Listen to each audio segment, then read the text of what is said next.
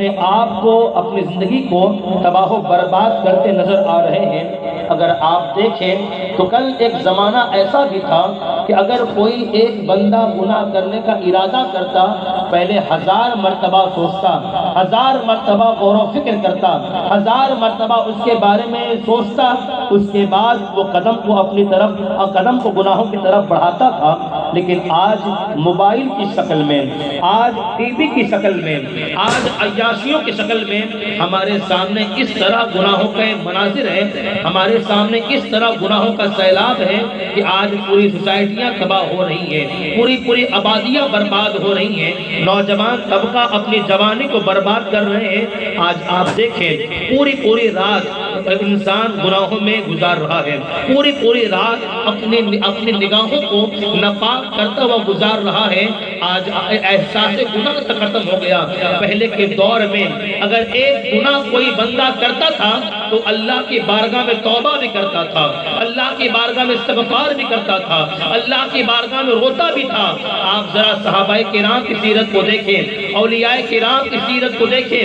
جب صحابہ کرام وہ جماعت صحابہ کی جن کے بارے میں قرآن پاک کے اندر خدا نے جنت کا وعدہ فرمایا ہے اور ارشاد فرمایا وَقُلًّا وَعَدَ اللَّهُ الْحُسْنَىٰ، اللہ نے ہر صحابی سے جنت کا وعدہ فرما لیا ہے، جنت کا وعدہ خدا نے فرمایا ہے۔ اس کے بعد ایک مقام پر اللہ نے یہ بھی فرمایا ہے اللہ ان سے راضی ہے، وہ خدا سے راضی ہے۔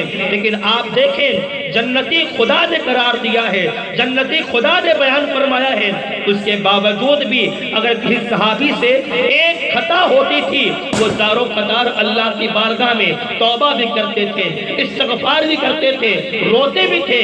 اور آج ہمارا عالم یہ ہے کہ ہم گناہ کرنے کے بعد اپنے گناہوں کو بیان کرتے ہیں، گناہ کرنے کے بعد اپنے دوستوں کو دعوت دیتے ہیں، گناہ کرنے کے بعد اپنے دوستوں کو گناہوں کی طرف آمادہ کرتے ہیں۔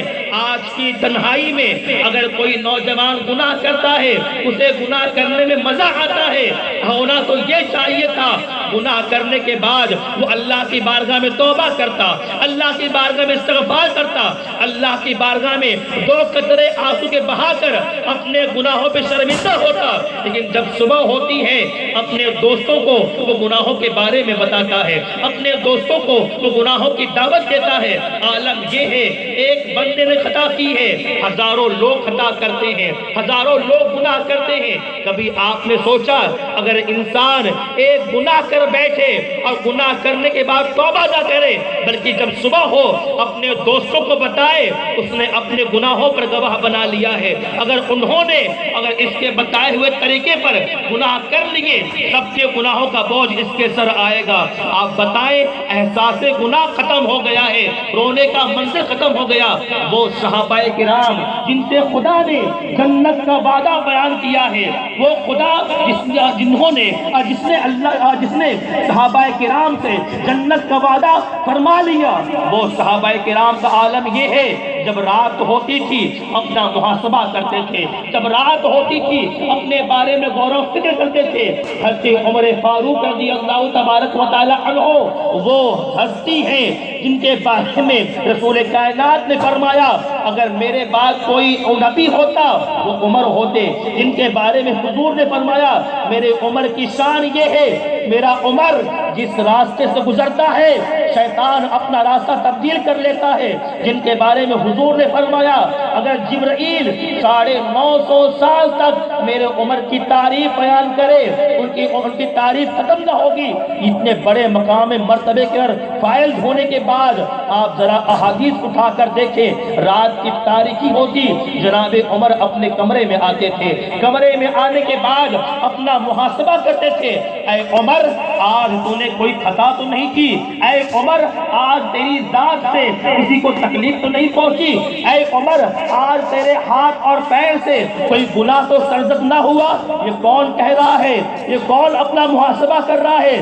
جن کے مقام مرتبے کا عالم یہ ہے کہ تمام نبیوں کے بعد اللہ نے جس کو سب سے اونچا مرتبہ عطا کیا ہے وہ ذات سیدنا صدیق اکبر کی ہے، اس کے بعد خدا نے جس کا مقام سب سے بلند کیا ہے وہ ذات جناب عمر کی ہے۔ وہ تنہائی میں اپنا محاسبہ کر رہے ہیں، وہ تنہائی میں رو رو کر اللہ کی بارگاہ میں فریاد کر رہے ہیں۔ جناب صحابہ کرام علیہم الرضوان اتنی بڑی جماعت ہے اور اللہ نے سب سے بلند مقام عطا کیا ہے تمام نبیوں کے بعد، لیکن صحابہ کرام کا عالم یہ ہے خطا کرنے کے بعد وہ روتے تھے، خطا کرنے کے بعد استغفار کرتے تھے۔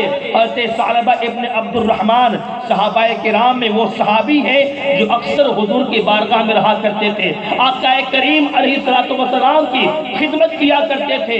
جناب ثعلبہ ابن عبد الرحمن اللہ کے رسول نے انہیں اپنے دربار میں بلایا اور ارشاد فرمایا، اے ثعلبہ ابن عبد الرحمن بازار چلے جاؤ، فلا فلا کام کر کے چلے آنا۔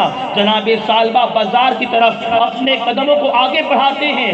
اس زمانے میں گھروں کی دیواریں بڑی چھوٹی ہوا کرتی تھی۔ جناب ثعلبہ بازار جا رہے ہیں، ایک خاتون اپنے گھر میں بیٹھی ہے، جناب ثعلبہ کی نظر پڑ گئی۔ جناب ثعلبہ اس غیر محرم کے حسن کا نظارہ کرنے لگتے ہیں۔ تھوڑی دیر کے بعد احساس ہوتا ہے، اے ثعلبہ تو ہے کون اور کر کیا رہا ہے؟ جناب آقا کریم علیہ السلام کا صحابی ہے اور تو نے شیطان کے بہکاوے میں آ کر ایک غیر محرم کے حسن کا نظارہ کر لیا۔ اے ثعلبہ بتا، جن آنکھوں سے تو چہرے انور کا دیدار کیا کرتا تھا، آج تو نے انہی آنکھوں سے ایک غیر محرم کے حسن کا نظارہ کر لیا۔ ارے جن آنکھوں سے تو چہرے والضحیٰ کو دیکھا کرتا تھا، آج تو نے انہی آنکھوں سے ایک غیر محرم کا حسن دیکھ لیا۔ اے ثعلبہ اب تو حضور کا سامنا کیسے کرے گا؟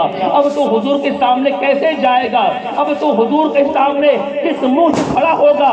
جناب ثعلبہ کو اپنے گناہ کا احساس ہوا، جناب ثعلبہ کو اپنے گناہوں پہ وہ شرمندہ ہوئے۔ بازار کی جگہ وہ جنگلوں میں، بازار کی جگہ وہ پہاڑیوں پہ چلے جاتے ہیں اور پہاڑیوں پہ جانے کے بعد اللہ کی بارگاہ میں ایک دن نہیں، 2 دن نہیں بلکہ 40 راتوں تک اللہ کی بارگاہ میں توبہ کرتے ہیں، استغفار کرتے ہیں، اپنے گناہوں پہ رو رو کر خدا کی بارگاہ میں معافی مانگتے ہیں۔ اے اللہ میں نے خطا کر دی ہے، اے اللہ میں نے گناہ کر دیا ہے، اے اللہ تو مجھے معاف کر دے۔ جناب ثعلبہ ابن عبد الرحمن 40 راتوں تک خدا کی بارگاہ میں توبہ کرتے ہیں، استغفار کرتے ہیں۔ اس کے بعد جب 40 دن مکمل ہو جاتے ہیں، جناب جبرائیل علیہ السلام سرکار کی بارگاہ میں آتے ہیں بشارت دینے کے لیے۔ یا رسول اللہ علیہ السلام، آپ کے صحابی ثعلبہ ابن عبد الرحمن نے ایک خطا کی تھی، انہوں نے 40 راتوں تک اللہ کی بارگاہ میں رو رو کر دعائیں کی ہے، رو رو کر استغفار کیا ہے۔ یا رسول اللہ، آپ انہیں بلائیں اور انہیں بتا دیں خدا نے ان کی توبہ قبول فرما لی ہے، خدا نے انہیں معاف کر دیا ہے۔ جناب ثعلبہ ابن عبد الرحمن کی بشارت دینے کے بعد جناب جبرائیل علیہ السلام چلے جاتے ہیں۔ آقا کریم علیہ السلام اپنے حجرے مبارکہ سے باہر نکلتے ہیں۔ باہر نکلنے کے بعد صحابہ کرام سامنے موجود تھے۔ حضور نے صحابہ کو بلایا اور ارشاد فرمایا، ثعلبہ ابن عبد الرحمن کہاں پر ہے؟ انہیں میرے در پہ لے کے آؤ، انہیں میرے پاس لے کر آؤ۔ صحابہ کہنے لگے، یا رسول اللہ علیہ السلام، آج کئی دن گزر گئے ہیں، ہم نے ثعلبہ ابن عبد الرحمن کو نہیں دیکھا۔ اللہ کے حبیب فرماتے ہیں، جاؤ انہیں تلاش کرو اور جہاں پر مل جائے انہیں فوراً میرے پاس لے کر آؤ۔ صحابہ کرام مدینے کے گلیوں میں جناب ثعلبہ کو تلاش کرتے ہیں، مدینے کے گلیوں میں جناب ثعلبہ کو ڈھونڈتے ہیں۔ جب ثعلبہ نہ ملے تو صحابہ مدینے منورہ سے باہر نکلے، سامنے ایک چرواہا نظر آ رہا تھا۔ پوچھا، اے بکریاں چرانے والے، کیا تو نے ثعلبہ ابن عبد الرحمن کو دیکھا ہے؟ وہ چرواہا کہنے لگا، اے نبی کے صحابہ، ثعلبہ کون ہے؟ وہ دکھتے کیسے ہیں؟ میں انہیں نہیں جانتا، البتہ میں تمہیں ایک بات بتاتا ہوں، یہ سامنے ایک پہاڑی ہے، اس میں ایک گفا ہے، آج مسلسل 40 راتوں سے وہاں سے رونے کی آوازیں آتی ہیں، وہاں سے توبہ کرنے کی آوازیں آتی ہیں، وہاں سے استغفار کی آوازیں آتی ہیں، ہو سکتا ہے تم جنہیں تلاش کر رہے ہو وہی ہو۔ صحابہ کرام کو جب اشارہ ملا، صحابہ کرام دوڑ کر اس جانب جانے لگے۔ جب جناب ثعلبہ نے صحابہ کو دوڑ کر آتا ہوا دیکھا، بدن میں کپکپی طاری ہو گئی، آنکھوں میں آنسو آ گئے، چہرہ پورا زرد پڑ جاتا ہے اور بار بار کہتے ہیں اے ثعلبہ لگتا ہے تیرے بارے میں اللہ کے رسول پر کوئی آیت آ گئی ہے، تیرے بارے میں عذاب کی کوئی آیت اتر گئی ہے، اے ثعلبہ لگتا ہے تیرے بارے میں اللہ کا کوئی حکم آ چکا ہے۔ اسی لیے صحابہ بتانے آ رہے ہیں پورے چہرے پر غمگین کے آثار ہیں، آنکھوں میں آنسو ہیں۔ جناب ثعلبہ رو رو کر جب آپ کے داڑھی مبارک سر ہو گئے، صحابہ کرام پہنچے اور کہنے لگے اے ثعلبہ ابن عبد الرحمن حضور نے تجھے یاد کیا ہے، سرکار نے تجھے بلایا ہے، ہم تجھے لینے آئے ہیں۔ جناب ثعلبہ کہتے ہیں اے میرے نبی کے صحابہ اب ثعلبہ اس قابل نہیں ہے کہ نبی کا سامنا کر سکے، اب ثعلبہ اس قابل نہیں ہے جو حضور کا دیدار اپنی ان گناہگار آنکھوں سے کر سکے۔ اے میرے نبی کے صحابہ اب ثعلبہ اس قابل نہیں ہے کہ حضور کے سامنے کھڑا ہو سکے۔ آپ کو میں یہاں پر ایک بات بتانا چاہتا ہوں، صحابہ کرام علیہم الرضوان میں یہ عالم ہے، اگر ایک خطا ہو جائے وہ رو رو کر اللہ کی بارگاہ میں توبہ کرتے تھے۔ آج ہمارا عالم کیا ہے؟ آج ہم کیا کر رہے ہیں؟ آج عالم یہ ہے پورا معاشرہ گناہوں میں ڈوبتا جا رہا ہے، بے نمازی ہمارے اندر پائے جا رہے ہیں، جھوٹ اور غیبت کرنے والے ہمارے اندر پائے جا رہے ہیں، دینداری ختم ہوتی جا رہی ہے۔ آج کے حالات میں ایسے نازک حالات ہیں کہ آج گلی سے اگر کوئی خاتون گزر جائے، ہزاروں ایسے نظر آتے ہیں جو اپنی نگاہوں کو ناپاک کرتے ہیں، جو اپنی زبان کو ناپاک کرتے ہیں، جو اپنی کانوں کو ناپاک کرتے ہیں۔ میرے عزیزوں، مسلمان تو اسے کہتے ہیں جس کے ہاتھ اور زبان سے دوسرا مسلمان محفوظ رہے، لیکن آج ایسا دور نظر نہیں آ رہا۔ آج ہر طرف گناہ نظر آ رہا ہے، آج ہماری گلیاں تباہ و برباد ہو رہی ہیں، آج نوجوان نسلیں اپنی جوانی برباد کر رہے ہیں، انہیں یہ بھی احساس نہیں کل بروز قیامت ہم اپنے نبی کا سامنا کیسے کریں گے، کل بروز قیامت ہم اپنے نبی کی بارگاہ میں کیا منہ لے کر جائیں گے۔ لیکن آپ دیکھیں صحابہ کرام کے بارے میں، جناب ثعلبہ ابن عبد الرحمن جب صحابہ بلانے کے لیے آئے، اے ثعلبہ ابن عبد الرحمن تجھے حضور نے یاد کیا ہے، تجھے سرکار نے بلایا ہے۔ جناب ثعلبہ کہتے ہیں اے میرے نبی کے صحابہ اب میں اس قابل نہ رہا کہ میں اپنے نبی کا سامنا کر سکوں، اب میری نگاہیں اس قابل نہ رہی کہ میں چہرے و دعا کو دیکھ سکوں، اب میری نگاہیں اس قابل نہ رہی کہ میں حضور کے دیدار کے لیے ان کے سامنے کھڑا ہو سکوں۔ جناب صحابہ کرام کہتے ہیں اے ثعلبہ ہم نہیں جانتے لیکن حضور نے تجھے یاد کیا ہے، ہم تجھے اپنے ساتھ لے کر جائیں گے۔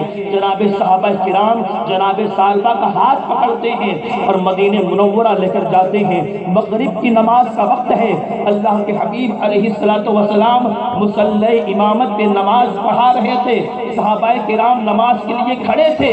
اب صحابہ کرام یہ لوگ بھی آئے اور مغرب کی نماز میں شامل ہو گئے۔ آقا کریم علیہ الصلوۃ والسلام سورہ فاتحہ کے بعد جب یہ آیت کریمہ پڑھتے ہیں یا ایھا الانسان ما غرک بربک الکریم، اے انسان کہاں بھاگ کر جاتا ہے، پلٹ آ، تیرا رب بڑا کریم ہے، تیرا رب معاف کرنے والا ہے، تیرا رب بخشنے والا ہے۔ جب جناب ثعلبہ نے یہ آیت کریمہ سنی بدن میں کپکپی طاری ہو گئی، آنکھوں میں آنسو آ گئے اور فوراً رس کھا کے زمین پر گر جاتے ہیں۔ وہ صحابہ جو نماز کے لیے آ رہے تھے انہوں نے جناب ثعلبہ کو اٹھا کر ان کے گھر پہ چھوڑا۔ مغرب کی نماز کے بعد اللہ کے حبیب علیہ الصلوۃ والسلام فرماتے ہیں کہ میرے صحابہ ثعلبہ ابن عبد الرحمن کہاں پر ہے؟ ان لوگوں نے کہا حضور وہ بے ہوش ہو گئے تھے، ہم نے انہیں گھر پہ چھوڑا ہے۔ اللہ کے حبیب ان کے گھر تشریف لے کر جاتے ہیں، جناب ثعلبہ بے ہوش ہیں، اللہ کے حبیب علیہ الصلوۃ والسلام نے ان کا سر اٹھا کر اپنے زانوں پہ رکھا۔ یا قسمت تھی ان کی، صحابہ ناز کرتے ہوں گے کہ اے ثعلبہ تیری قسمت پہ ہم قربان جائے، وہ نبی کا زانو مبارک ہے اور تیرا سر ہے، تیری کیا قسمت ہوگی۔ جناب ثعلبہ جب حضور نے ان کا سر اٹھا کر اپنے زانوں پر رکھا، تھوڑی دیر کے بعد ہوش آیا، جب ہوش آیا نا حضور کا جلوہ سامنے دیکھا، اپنی نگاہیں ہٹانے لگے، اپنا چہرہ پھیرنے لگے کہتے ہیں یا رسول اللہ اب میں آپ کا سامنا کر نہیں سکتا، یا رسول اللہ اب یہ نگاہیں اس قابل نہیں ہے کہ آپ کا جلوہ ان گناہگار آنکھوں میں کروں۔ اللہ کے رسول فرماتے ہیں صحابہ سالبہ تو بے فکر رہے، اللہ نے تیری توبہ قبول فرما لی ہے، اللہ نے تجھے معاف کر دیا ہے۔ جب بشارت سنی، جب یہ سنا اللہ نے انہیں معاف کر دیا تو کہتے ہیں یا رسول اللہ اب مجھے یہ بتائیں کہ آپ مجھ سے راضی ہیں کہ آپ نے مجھے معاف کر دیا؟ آقا کریم علیہ السلام فرماتے ہیں سالبہ میں بھی تجھ سے راضی ہوں، میں نے تجھے معاف کر دیا ہے۔ اتنا سننا تھا ان کی روح نکل جاتی ہے، ان کی روح نکل جاتی ہے، ان کا وصال ہو جاتا ہے۔ آقا کریم علیہ السلام فرماتے ہیں صحابہ میرے سالبہ کو غسل دیا جائے، کفن پہنایا جائے، مدینے کے گلیوں میں اس کا جنازہ اٹھایا جائے۔ انہیں غسل دیا گیا، انہیں کفن پہنایا گیا۔ جب جنازہ اٹھایا گیا مدینے کے گلیوں میں جب ان کا جنازہ جا رہا تھا، اللہ کے رسول علیہ السلام کو صحابہ نے دیکھا کہ حضور اپنے پنجوں کے بل چل رہے تھے۔ صحابہ کے صحابہ حضور کی بارگاہ میں آتے ہیں اور عرض کرتے ہیں یا رسول اللہ علیہ السلام بے شمار جنازے میں ہم آپ کے ساتھ شریک ہوئے ہیں، لیکن ہم نے کبھی بھی آپ کو کسی بھی جنازے میں پنجوں کے بل چلتا ہوا نہ دیکھا۔ حضور آخر بات کیا ہے، آخر ماجرا کیا ہے؟ آج سالبہ ابن عبد الرحمن کے جنازے میں آپ پنجوں کے بل چل رہے ہیں۔ اللہ کے رسول نے فرمایا اے میرے صحابہ، میرے سالبہ نے خدا کی بارگاہ میں ایسی توبہ کی ہے کہ آج اس کے جنازے میں عرش معلیٰ کے تمام فرشتے آئے ہوئے ہیں اور زمین میں قدم رکھنے کی جگہ تک نظر نہیں آ رہی ہے۔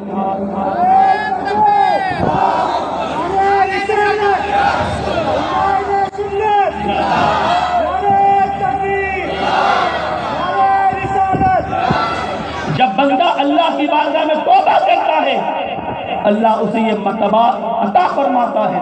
ہم توبہ تو کریں، آج گناہوں میں زندگی بسر ہو رہی ہے۔ آج اذان ہونے کے بعد ہماری نوجوان نسلیں گلیوں میں جوا کھیلتے نظر آ رہے ہیں، گلیوں میں گیم کھیلتے نظر آ رہے ہیں۔ مؤذن روزانہ 5 مرتبہ صدا دیتا ہے حیا علی الصلاۃ، آؤ نماز کی جانب، حیا علی الفلاح، آؤ کامیابی کی جانب، لیکن ہم کامیابی کو چھوڑ کر ہم گلیوں میں جوا کھیلتے دکھائی دے رہے ہیں۔ ہم کامیابی کو چھوڑ کر اپنی گلیوں میں بیٹھ کر عیاشیاں کرتے دکھائی دے رہے ہیں۔ ہم کامیابی کو چھوڑ کر اپنی گلیوں میں بیٹھ کر فلمیں دیکھتے نظر آ رہے ہیں۔ میرے عزیزوں یہ چند سالوں کی زندگی ہے، یہ چند سالوں کی زندگی ہے، اس کے اندر اگر ہم نے اپنے رب کو راضی نہ کیا یاد رکھیں ہماری دنیا بھی تباہ ہو جائے گی، ہماری آخرت بھی تباہ ہو جائے گی۔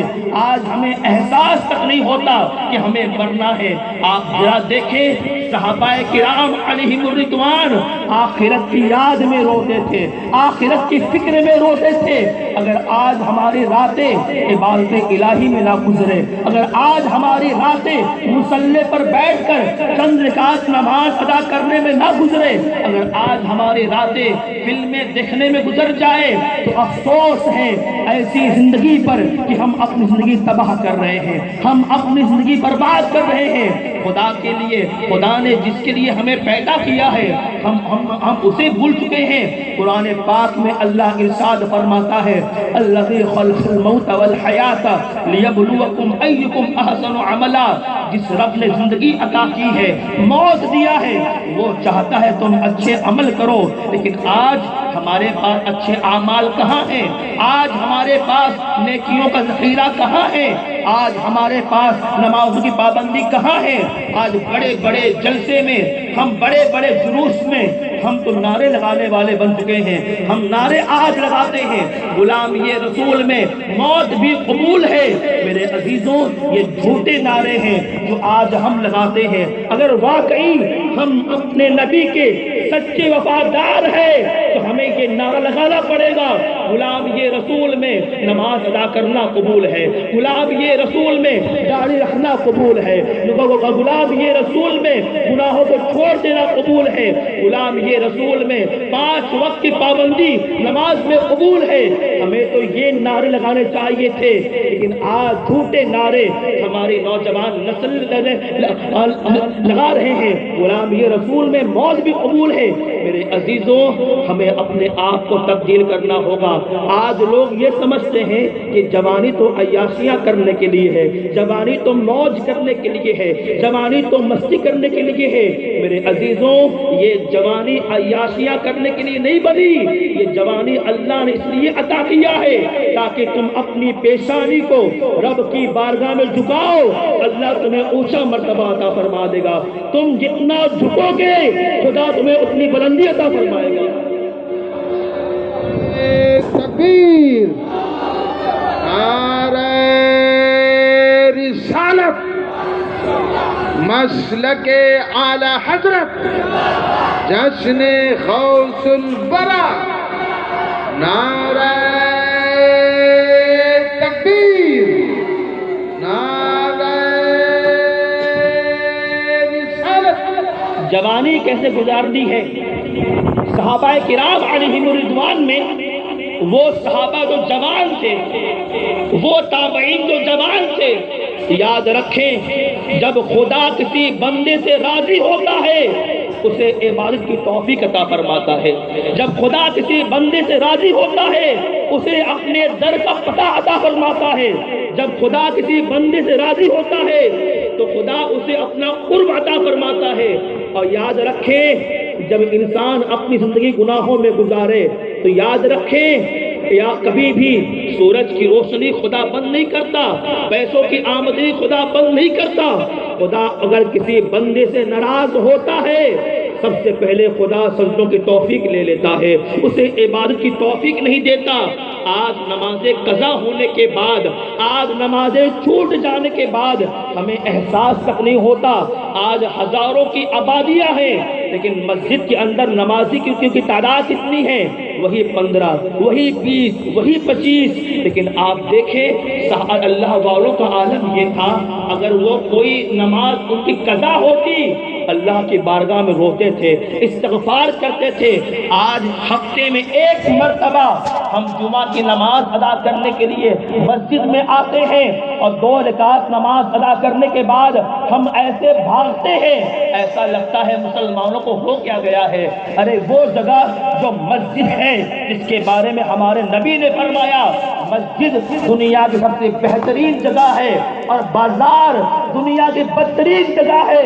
اگر ہمارا دل مسجد میں نہ لگے بازاروں میں لگے تو ہر بندہ اپنی ایمان کا محاسبہ کرے۔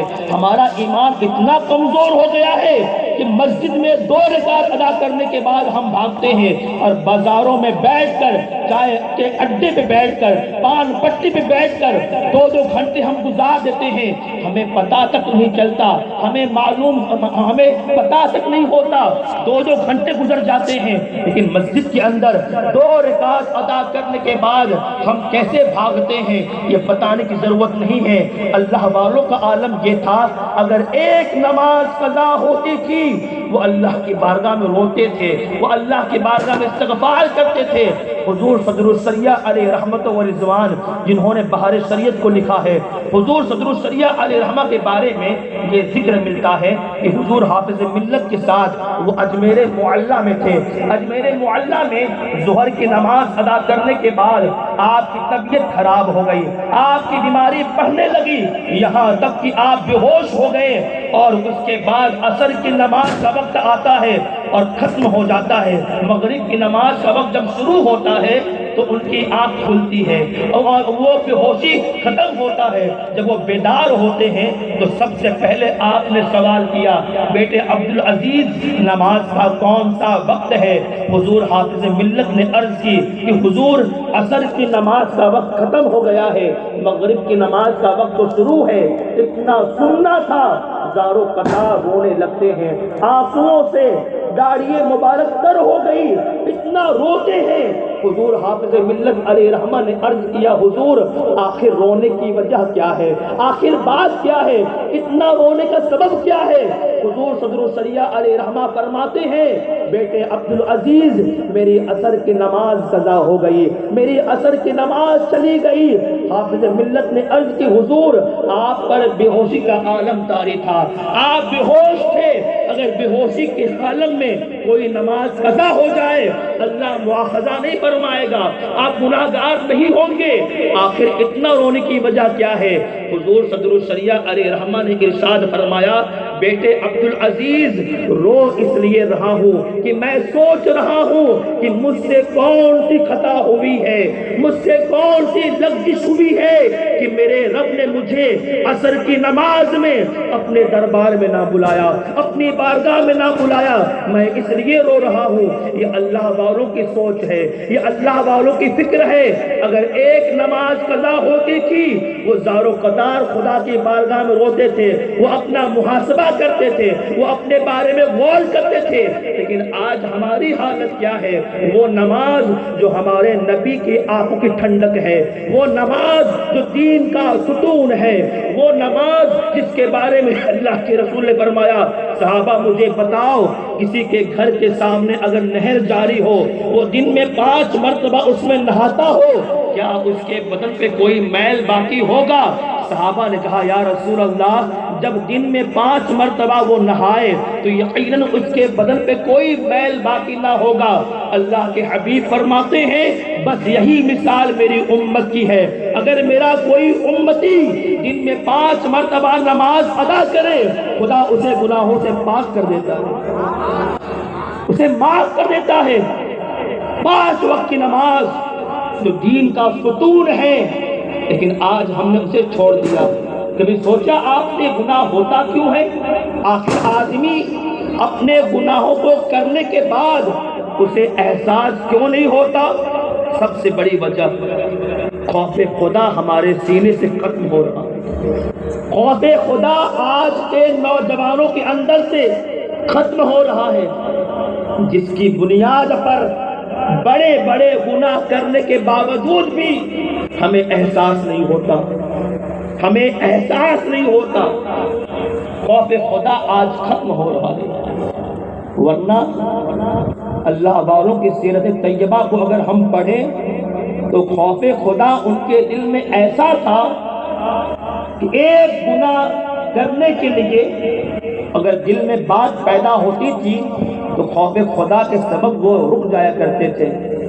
جوانی کیسی ہوتی ہے میں آپ کو بتاؤں نوجوانوں، حضرت عمر فاروق رضی اللہ تعالی عنہ کا زمانہ ہے۔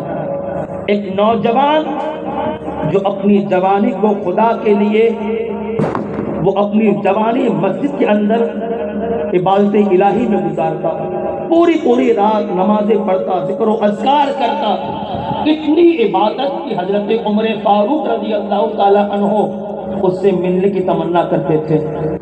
روزانہ رات میں نمازیں ادا کر کے وہ گھر کی جانب آتا تھا تو ایک خاتون اسے گناہوں کی دعوت دیتی تھی، اپنی طرف مائل کرتی تھی۔ یاد رکھیں گناہ کرنے کا موقع جب ملے اب بندہ گناہ اس لیے چھوڑ دے کہ کوئی دیکھے یا نہ دیکھے ہمارا رب ہمیں دیکھ رہا ہے، تو اللہ کے رسول نے ارشاد فرمایا کل بروز قیامت 7 لوگ ایسے ہوں گے جب کسی کے پاس کوئی سایہ نہ ہوگا تو خدا انہیں عرش کا سایہ عطا فرمائے گا۔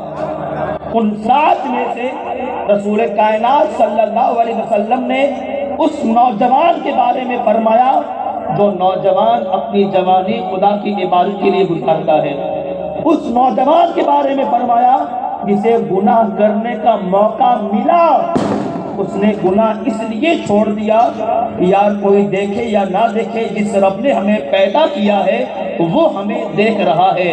تو جس نے اللہ کے خوف کے سبب گناہوں کو چھوڑ دیا اللہ کل بروز قیامت اسے عرش کا سایہ عطا فرمائے گا۔ تو جناب عمر فاروق رضی اللہ تعالیٰ عنہ تمنا کرتے تھے کاش وہ نوجوان جو اپنی جوانی خدا کے لیے گزار رہا ہے، پوری رات نمازیں ادا کرتا ہے، اس سے ملاقات ہو جائے۔ حدیث پاک میں ہے وہ نوجوان آ رہا تھا نمازیں ادا کر کے، راستے میں اس خاتون نے راستہ روکا اور کہا اے نوجوان میری بات سن لے، میری بات سن لے، گناہوں کی دعوت دی۔ تھوڑی دیر کے لیے قدم ڈگمگائے اور وہ خاتون اپنے ساتھ اس نوجوان کو لے کر جانے لگی۔ جب اس کا گھر آیا، دروازے پہ قدم رکھنے لگا، یہ نوجوان قرآن پاک کی وہ آیت یاد کرتا ہے، وَلِمَنْ خَافَ مَقَامَ رَبِّهِ جَنَّتَانِ، جو اللہ کے حضور کھڑے ہونے سے ڈر گیا خدا اسے 2 جنت عطا فرمائے گا۔ یہ ڈر کی وجہ سے بے ہوشی کا عالم طاری ہوا، زمین پر گر گیا۔ جب اس نوجوان کو اٹھا کر ایک کونے میں رکھ دیا گیا تو بعض لوگوں نے اسے اٹھا کر گھر پہ پہنچایا۔ ہوش آنے کے بعد باپ نے پوچھا بیٹے آج آنے میں بڑی تاخیر ہو گئی۔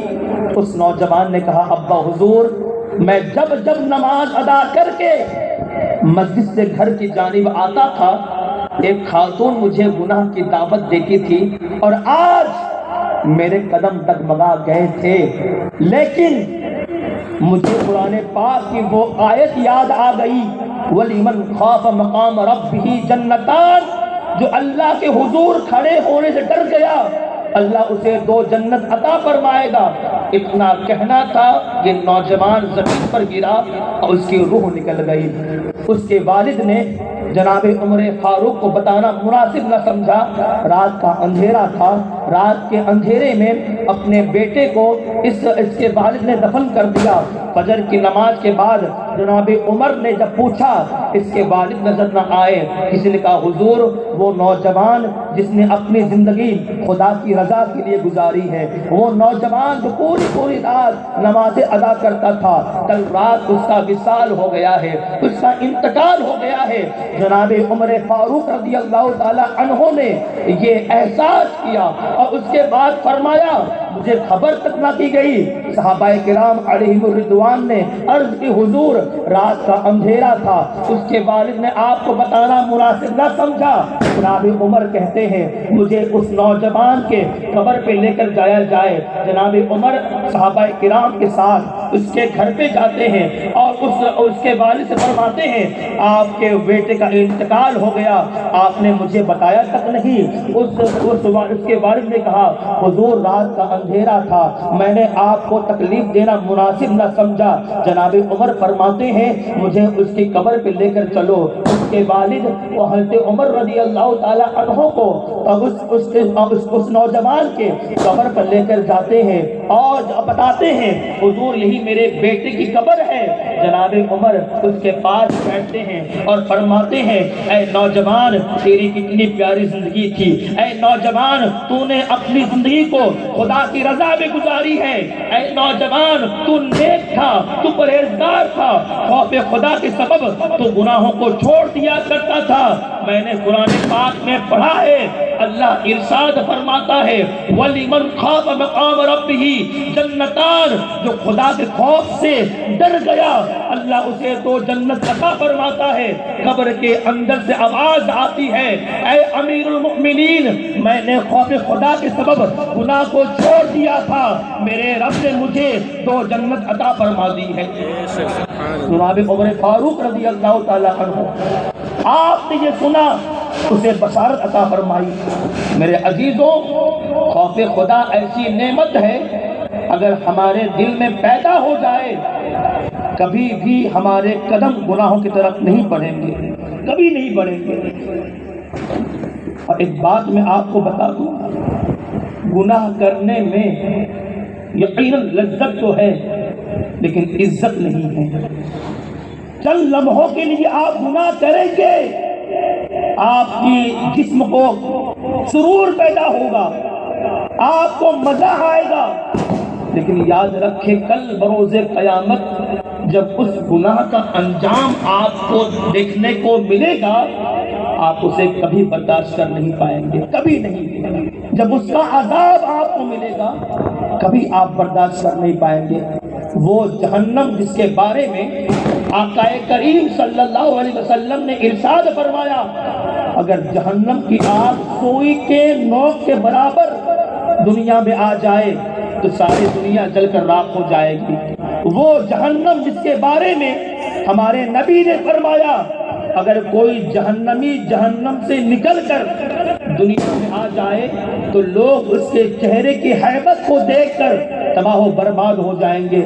اس جہنم کی آگ کو ہم کیسے برداشت کر پائیں گے؟ اس جہنم کی آگ کو ہم کیسے برداشت کر پائیں گے؟ اگر ہم چاہتے ہیں خدا ہمیں جنت کی نعمت عطا فرمائے، اگر ہم چاہتے ہیں خدا ہمیں نیکیوں کی توفیق عطا فرمائے تو ہمیں اپنے آپ کو بدلنا ہوگا، ہمیں اپنے آپ کو نیک بنانا ہوگا، سارے گناہوں سے توبہ کرنی ہوگی، سارے گناہوں سے معافی مانگنا ہوگا۔ آج آپ دیکھیں ہمارے گلیوں کے نوجوانوں کی زندگی کس طرح گزر رہی ہے، کوئی کام نہیں ہے، بس بیٹھ کر کوئی فلمیں دیکھ رہا ہے، کوئی پب جی کھیل رہا ہے، کوئی فیس بک اور یوٹیوب چلا رہا ہے۔ دو دو گھنٹے تک یوٹیوب اور فیس بک میں بیٹھ کر ہم اپنا وقت تباہ و برباد کر رہے ہیں۔ کاش یہ زندگی ہماری اللہ اور اس کے رسول کے لیے گزرتی، تو یقین جانے کل بروز قیامت جب خدا انعام عطا کرے گا تو آپ تمنا کرو گے کاش ہم اپنی زندگی اور عبادت میں گزارتے تو خدا ہمیں اور مرتبہ عطا فرماتا۔ خوف خدا اپنے دل میں پیدا کرے، اپنے سینے میں اللہ کا ڈر پیدا کرے، اور جب بھی کوئی گناہ کرنے کا ارادہ ہو تو یہ سوچیں اگرچہ کمرہ بند ہے، اگرچہ دیکھنے والا کوئی نہیں ہے،